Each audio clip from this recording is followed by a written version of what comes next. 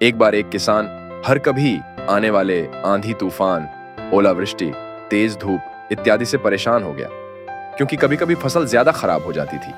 इसलिए वह परेशान होकर ईश्वर से शिकायत करने लगा।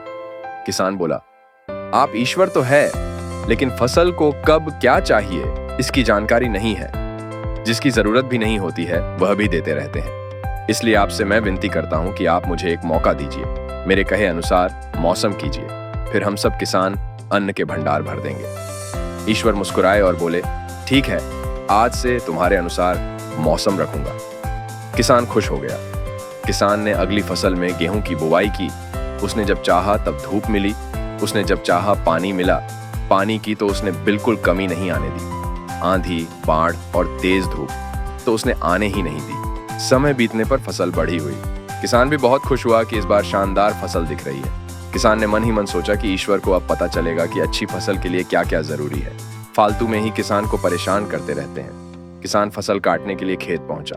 गेहूं के पौधे की बालियों को हाथ लगाया तो उसके पैरों तले जमीन खिसक गई। उसने देखा कि किसी भी पौधे की बालियों में एक भी दाना नहीं था।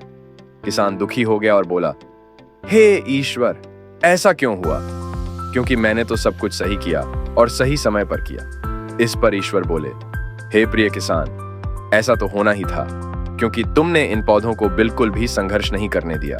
इन्हें ना तो तेज धूप में तपने दिया, ना ही आंधी का सामना करने दिया। इन्हें किसी भी प्रकार की चुनौतियों का सामना नहीं करने दिया। इसलिए बाहर से भले ही अच्छे दिख रहे हो, लेकिन ये अंदर से बिल्कुल खोखले हैं। इनके अंदर कुछ भी दाने नहीं। पौधे जब विभिन्न चुनौतियों का सामना करते हैं तो उनमें ऊर्जा पैदा होती है।